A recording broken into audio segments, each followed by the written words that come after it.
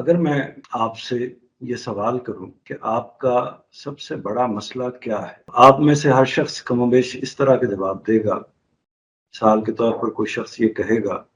کہ میرا سب سے بڑا مسئلہ روزگار ہے، کوئی دوسرا شخص یہ کہے گا کہ میرا مسئلہ بیماری ہے، کسی کے مسئلے ازدواجی تعلقات سے متعلق ہوں گے، کسی کے جو مسائل ہیں وہ اس کے بال بچوں سے، خاندان سے اور اس کی معیشت، اس کی سیاست اور باقی زندگی سے متعلق ہوں گے۔ تو ہر شخص اسی نوعیت کا جواب دے گا جب بھی اس سے یہ سوال پوچھا جائے گا کہ اس کا زندگی کا بڑا مسئلہ کیا ہے۔ اگر مسائل بھی پوچھے جائیں تو اسی طرح کی فہرست آپ کے سامنے آ جائے گی۔ مجھے بھی اگر آپ پوچھیں تو میں بھی اسی طرح کے جواب آپ کے سامنے رکھ دوں گا۔ لیکن میں اور آپ اگر تھوڑا سا غور کرتے ہیں اپنے حالات پر، اپنی زندگی پر، اپنے معاملات پر، اپنی تاریخ پر، بلکہ پوری انسانیت کی تاریخ پر، تو یہ معلوم ہوگا کہ میرا اور آپ کا سب سے بڑا مسئلہ موت ہے۔ یعنی یہ واقعہ ایک دن ہونا ہے، اور یہ واقعہ یعنی اجل کا واقعہ، موت کا واقعہ، میرے وجود کے، آپ کے وجود کے فنا ہو جانے کا واقعہ، اس دنیا سے اٹھ جانے کا واقعہ، انتقال کر جانے کا واقعہ، یہ واقعہ ہونا ہے۔ اور ممکن ہے کہ عین اسی لمحے ہو جائے جس لمحے میں آپ سے مخاطب ہوں، اور ممکن ہے کہ یہ جو اجل کا لمحہ ہے آپ کے لیے اس وقت آ جائے جبکہ آپ اس وقت میری گفتگو سن رہے ہیں۔ تو کوئی بھی لمحہ آ سکتا ہے، وہ آج کا بھی ہو سکتا ہے، کل کا بھی ہو سکتا ہے، چند برسوں کے بعد کا بھی ہو سکتا ہے،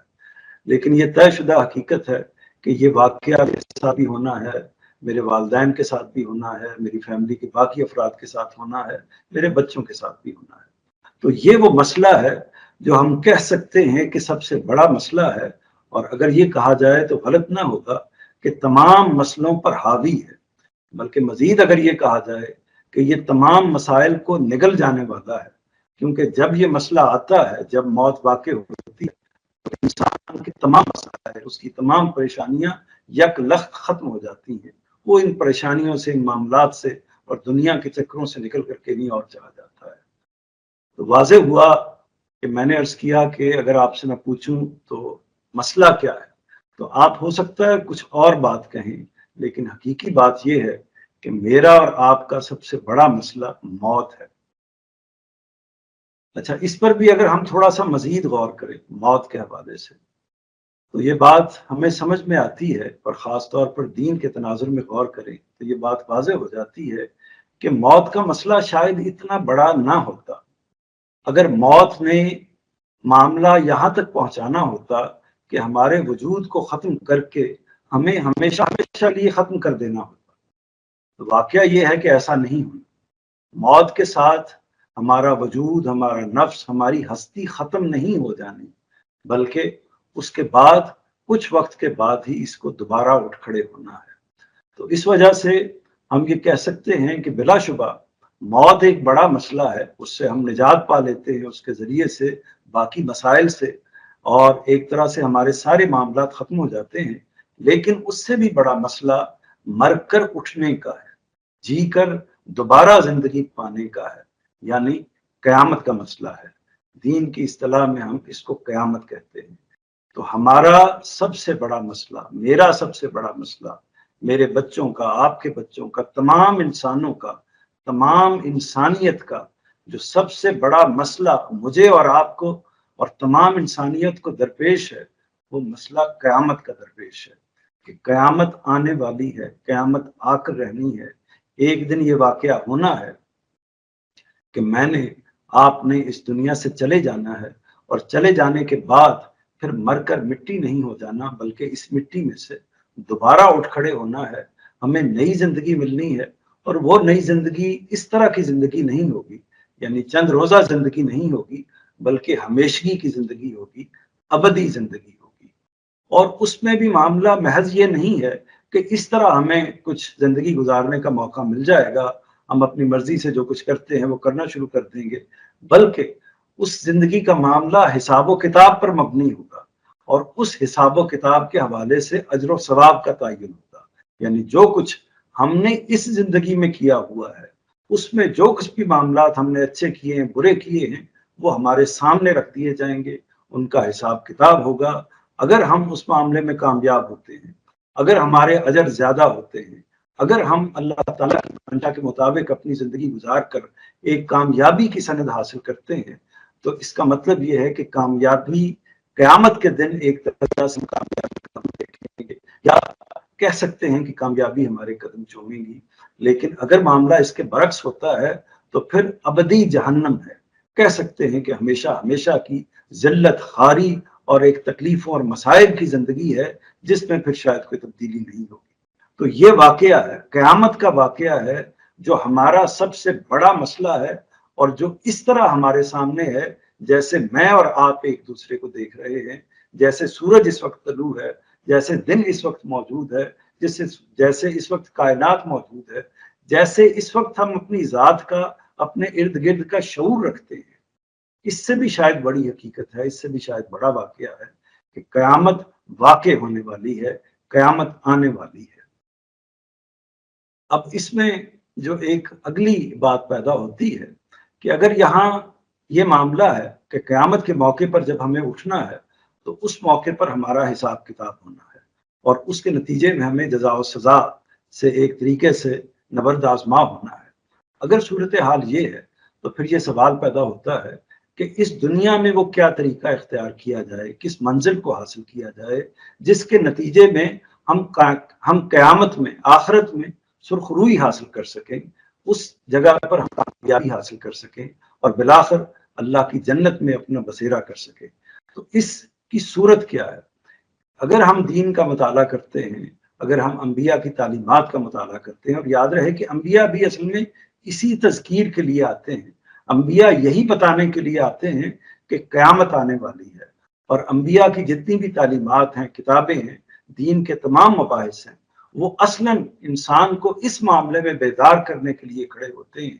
کہ اصل میں قیامت آنے والی ہے، آپ لوگوں نے جی کر اٹھنا ہے، اور پھر خداوند عالم کے حضور میں پیش ہو کر اپنے معاملات کا حساب دینا ہے، اور اس کے بعد جزا و سزا کا معاملہ ہوگا۔ تو یہ ساری صورتحال جو ہے، اس کی تلقین، اس کی تبلیغ، اس کی یاد دہانی پیغمبر کرتے ہیں، اور اللہ کی کتابیں بھی کرتی ہیں۔ ہمارے سامنے جو مسئلہ پیدا آتا ہے کہ اس کا حل کیا ہے، یعنی کیسے ہم اس زندگی میں کامیابی حاصل کر سکتے ہیں، کیسے ہم قیامت کے موقع پر سرخرو ہو سکتے ہیں۔ تو دین جواب یہ دیتا ہے کہ اگر ہم اس زندگی کو مزکہ گزاریں گے، پاکیزہ گزاریں گے، تو اس کا نتیجہ یہ نکلے گا کہ ہمیں آخرت کی فوز و فلاح حاصل ہوگی، ہم قیامت میں کامیاب ہو جائیں گے۔ تو تزکیہ نفس جو ہے وہ اصل میں کامیابی کی ضمانت ہے۔ تزکیہ نفس کا مطلب یہ ہے کہ ہم نے نفس کو پاک کر لیا، ہم نے اپنے خیالات کو، اپنے علم کو، اپنے افکار کو پاک کر لیا، اسی طرح ہم نے اپنے اعمال کو پاک کر لیا، ان کو پاکیزہ بنا لیا، ان کو آلائشوں سے، غلاظتوں سے اور اس نوعیت کی سب چیزوں سے دور کر کے ان کو پاک کر لیا۔ تو یہ پاکیزگی حاصل کرنا ہی، یہ طہارت حاصل کرنا ہی اصل میں دین کا مقصد ہے، اور یہی وہ چیز ہے جس کو اختیار کر کے ہم آخرت کو حاصل کر سکتے ہیں، آخرت کی کامیابی کو حاصل کر سکتے ہیں۔ تو قیامت میں کامیابی تزکیہ نفس پر منحصر ہے۔ تزکیہ نفس جو ہے، اس کے لیے، اس کے حصول کے لیے بنیادی جو چیز ہے، وہ بنیادی چیز پروردگار سے تعلق ہے، اللہ کی بندگی ہے۔ دین اصل میں یہی ہے کہ ہم اللہ تعالیٰ کی بندگی کو اختیار کریں۔ باقی جو دین کے اعمال، اس کی شریعت اور باقی ساری چیزیں اس کے اندر ہمیں نظر آتی ہیں، وہ اصل میں اسی بندگی کی توسیع ہے، اسی کی وسعت ہے، اسی کی اپلیکیشن ہے۔ لیکن حقیقت کے اعتبار سے دین اللہ کی بندگی ہے، اور اسی پر عمل پیرا ہونے کے نتیجے میں ہمیں تزکیہ حاصل ہوتا ہے۔ دین ہماری فطرت کے اندر موجود ہے، لیکن انبیاء جو دین لے کر آئے ہیں، انہوں نے عبادات کے جو طریقے بتائے ہیں، اس میں اگر ہم عبادت کی حقیقت کو دیکھیں، یعنی عبادت کے جتنے بھی معاملات ہیں اس کی حقیقت کو دیکھیں، تو ہمارے اوپر یہ بات واضح ہوتی ہے اس دین کی روشنی میں کہ انبیاء کے دین میں 3 ہی چیزیں ہیں جس کو ہم عبادت سے تعبیر کر سکتے ہیں۔ اس میں ایک پرستش ہے۔ پرستش کا مطلب یہ ہے کہ ہم رکوع کرتے ہیں، سجود کرتے ہیں، قیام کرتے ہیں، خدا کے حضور میں کھڑے ہوتے ہیں، سر بسجود ہوتے ہیں، اپنے آپ کو جھکا دیتے ہیں، یعنی پوجا کرنا، پرستش کرنا، ورشپ کرنا، یہ ایک پہلو ہے عبادت کا۔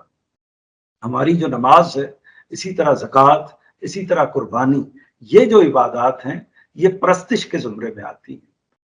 दूसरी तरह की जो इबादत हैं वो इताअत के ज़ुमरे में आती हैं। यानी एक चीज़, इबादत का एक पहलू परस्तिश है, पूजना है, और इबादत का दूसरा पहलू इताअत है, यानी अपने परवरदिगार की, जिसको हम अपना खालिक व मालिक मानते हैं, जिसकी परस्तिश करते हैं, उसके फरमान की तामील करना, उसकी गुलामी का कलादा अपनी गर्दन में डाल लेना और जिस तरफ वो ले जाना चाहे उस तरफ जाने के लिए तैयार रहना, एक तरह से इताअत होती है। अल्लाह ताला के फरमाबरदार बंदे बनकर रहना, ये इताअत है। इबादात में जो इताअत की नौयत की चीजें हैं उनमें बुनियादी चीज रोजा है, और रोजे ही का मुंतहाए कमाल एतकाफ है। तो दूसरी चीज, पहली चीज जैसे कि मैंने अर्ज किया परस्तिश है, दूसरी चीज इताअत है, और रोजा असल में इताअत ही का एक अलामती इजहार है। तीसरी चीज हमीयत व हिमायत है, यानी हम अपने परवरदिगार के लिए, जो हमारा खालिक है, जिसकी हमने बंदगी इख्तियार की है, जिसकी हमने गुलामी इख्तियार की है, जिसके आगे सर्वसजूद हुए हैं, उसके हुक्म पर उसकी हर बात को मानने के लिए तैयार खड़े हैं, और उसके बाद सब उससे आगे बढ़कर अपनी जान भी उसके आगे देने के लिए तैयार हो गए हैं। यानी उसका हुक्म आता है कि अपनी गर्दन मेरे सामने पेश कर दो, तो हम उसके लिए भी तैयार हो गए हैं। अपनी जिंदगी का नजराना, अपनी जान का नजराना भी उसके आगे निछावर करने के लिए तैयार हो गए हैं। तो ये हमीयत और हिमायत है। तो उस्ताज की ये बात मैं आपके सामने, उस्ताज गिरामी जनाब जावेद अहमद गामिदी साहब का जो मौक़िफ़ है इबादत के हवाले से, उसका एक तरीके से खुलासा मैंने आपके सामने कर दिया है। तो अब तक की जितनी बात मैंने की है उसको खुलासा कर देता हूँ। तो खुलासा ये है कि जिस दुनिया में हम खड़े हैं, इस दुनिया का अंजाम क़यामत की सूरत में सामने आना है, और उस क़यामत में अगर हम कामयाबी हासिल करना चाहते हैं, आखिरत में अगर हम कामयाबी हासिल करना चाहते हैं, तो हमें तज़किया की ज़िंदगी इख्तियार करना होगी। और तज़किया को पाने के लिए, तज़किया की ज़िंदगी इबारत है इबादत की ज़िंदगी से, क्योंकि इंसान को अल्लाह ताला ने अपनी इबादत ही के तख्लीक के लिए तख्लीक किया है। और जब हम इबादत को अपनी ज़िंदगी का ओढ़ना बिछौना बनाने की कोशिश करते हैं, तो दीन की रहनुमाई में, अम्बिया की रहनुमाई में तीन उसकी सूरतें हमारे सामने आती हैं। एक परस्तिश, दूसरे इताअत, और तीसरे हमीयत व हिमायत, हमीयत व हिमायत।